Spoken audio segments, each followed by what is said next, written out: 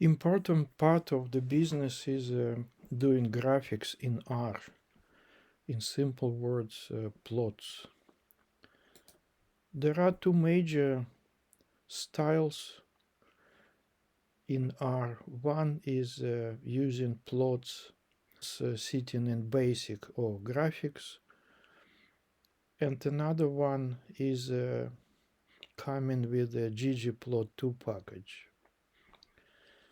And here is example of a basic plot, and this is an example of the ggplot.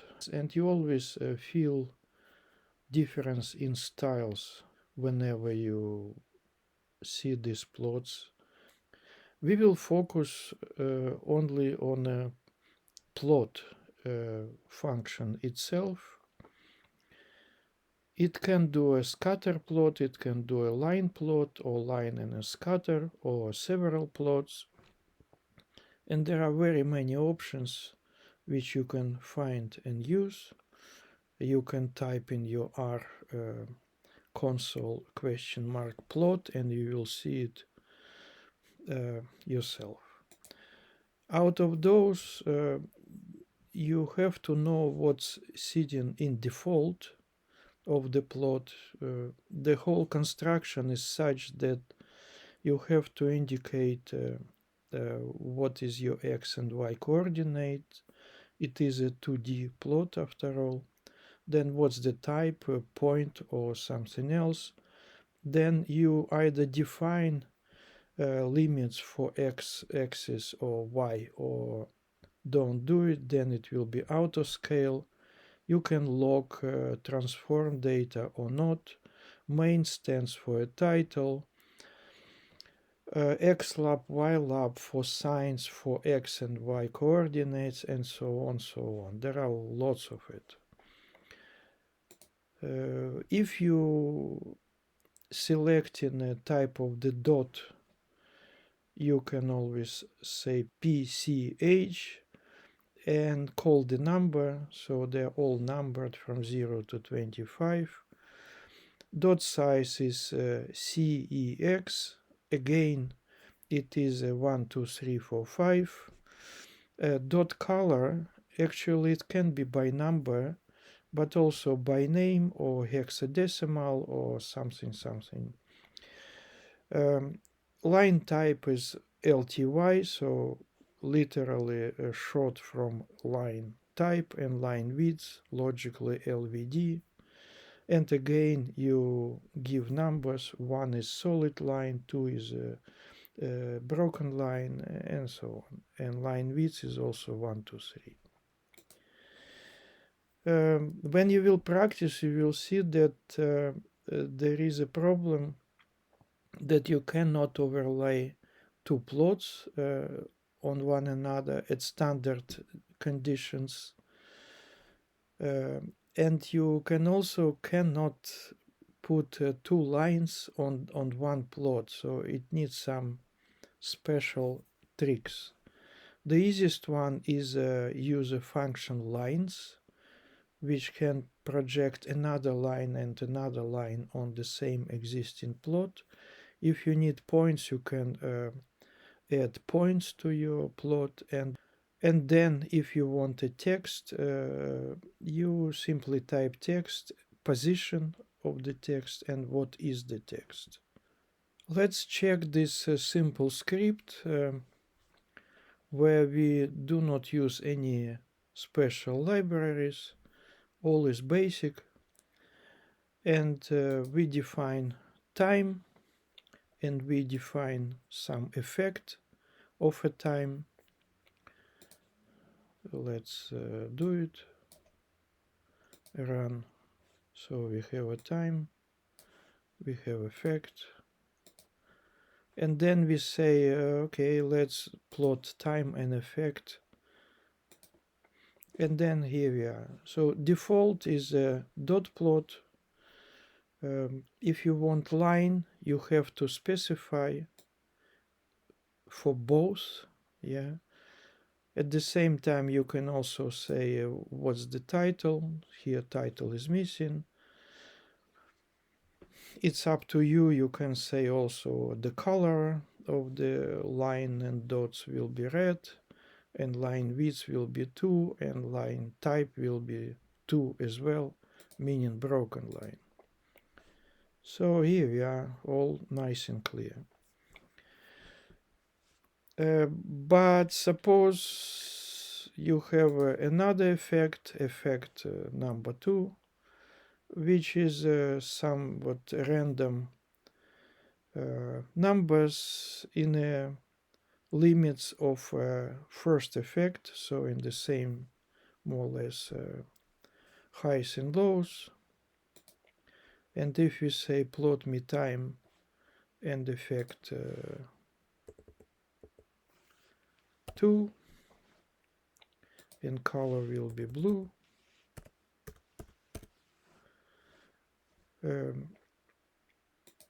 then the first plot will disappear. So what you have to do instead,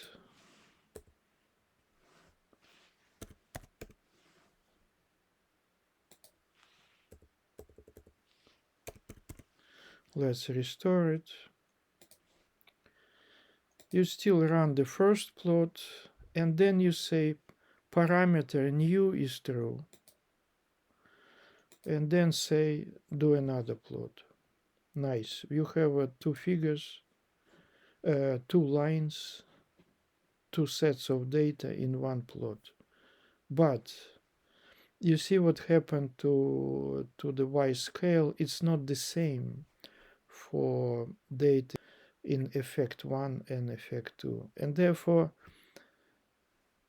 you can follow this option, but then you have to say xlim, no, ylim will be c from 0 to, let's say, 9.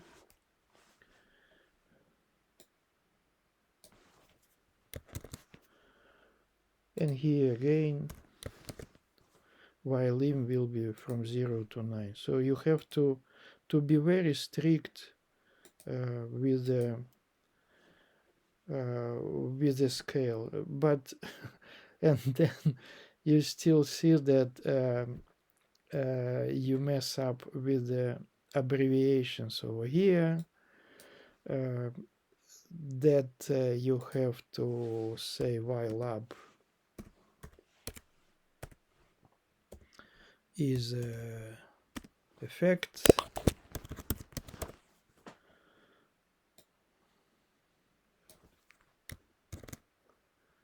and here again the line is too long, therefore we push enter and write it on another line. Alright,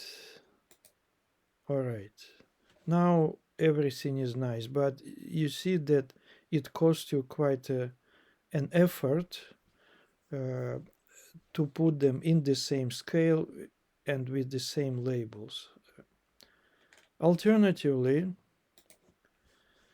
you call plot as usual. Here I use a color, RGB color, red, green, blue. RGB stands for red, green, blue, and therefore if R is null, green is null, and blue is 1, then it will be blue.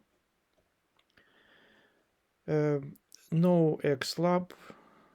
Ylab is a time and end effect. You see that I plot time against time. Then I say points for effect. Yeah, that's my effect. It's a bit ugly, but alright, that's what I choose. And then for effect 2 I say lines, density is 2 and type is 2, so it will be broken. So that's effect 2. In this case you don't have to worry about y scale. Everything is in the same scale. And even the text, if you want the text, at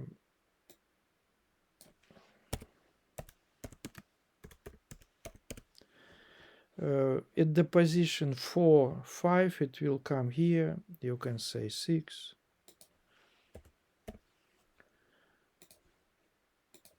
Then it is the mission is complete. There is what if you want to draw a line not exactly through the points, but approximately through the point? So let's write it again, this, like this, and then if you want to do a smooth scatter, can you? Yes, there is a function smooth scatter. That's what it is. Again, it erases the previous plot and gives the new plot. And the trickery of overlaying them you have to deduce from the previous examples. There is a parameter degree which is not the same as a polynomial function. It is something else. And again, you can read more instructions to figure out what else can you do with this smoothing parameter. You see, it is already complaining, saying you want too much.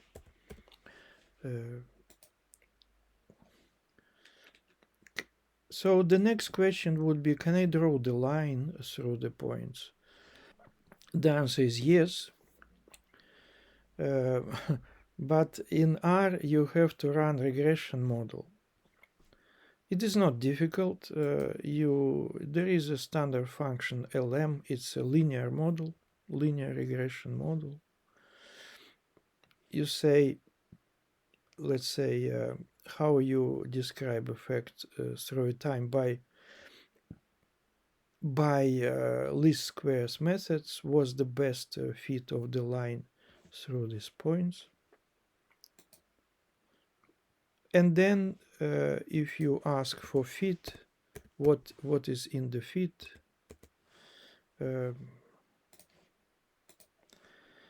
You see there is a formula repeated, and then it gives you parameters of the line which you can draw through the data points, but instead of typing literally what he is, it is sitting in predict LM fit. So you find predicted values, and then you draw lines, line on the same plot, what is predicted, and here it is. It can go on, and you simply have to know the trick that you can draw this stuff also by function, whatever you want. But we will skip it. So what will happen if you have, instead of the two loose vectors, a data frame? So we create a data frame, which is now over here. That's our data frame. That's a time. We have effect 1, effect 2. And what if you'll say plot the whole table? What will happen? This will happen. So it is completely different plot type. It is still 2D, and it plots all possible combination between 3 columns. Effect versus time, time versus effect, effect 1 against effect 2, time against effect 2, and so on, so on. It is useful sometimes to have a brief look how data are correlating to one another in different columns, whether there is any correlation. And if we want really to plot entire table as a series of lines. That is the idea. I suppose that can't we draw many lines on one plot? For this you have to use function matplot. So in one go it will you see here I simply generated a numeric range from 1 to 7. So number 1 is time, number 2 is effect, number 3 is effect 2. And I can add the title and the legend, which again tells you legend is a call names, and it illustrates. It's a bit ugly, but for technical purposes it's good enough. You can also add the grid, it's not impossible, and you can even change the background color. That's what I added here. You can do it, but be careful with this. Now back to the tutorials. If I say plot, then it says it's a default scatter plot function in graphics and generic XY plotting in base. So there are 4 references here. You can click on here and see the parameters of the plot, and it explains in all details what is what. And you see this background color is also appearing together with the plotting characters and line type, and everything is explained. Then if you go to graphics, it will tell you all the possibilities with the graphics. And it's not only plot but also bar plot and box plot and CD plot and whatever plot, and you can investigate it yourself, reading instructions. It will be lots of entertainment. There are also instructions over here in generic XY plotting. It is a bit repetitive, but not identical, so you can also find useful information, but also different options for a plot. And here you find points and lines, for instance, and smooth scatter, etc. And if you go to base, it is a little bit different. So it's actually a compendium of everything which is in a base package. It's too big to read it all. You will be lost. Don't do it. And if you wonder where the help coming from in your RStudio, it comes from the CRAN pages. You have this reference manual where again you can read all about all functions in full details. It's pretty tough reading, and remember, all packages come with the reference manual. In a quick R there is a chapter graphs. It's very limited, it's not everything. It's really for the quick introduction where you can see dots and bar and line and pi, etc. and scatter. To summarize, you have lots of options even with the plot, but remember, don't make it too complicated. It should be readable, it should be informative, and it should be illustrative to your point. So it's also should be in the context of your presentation or storyline in your publication.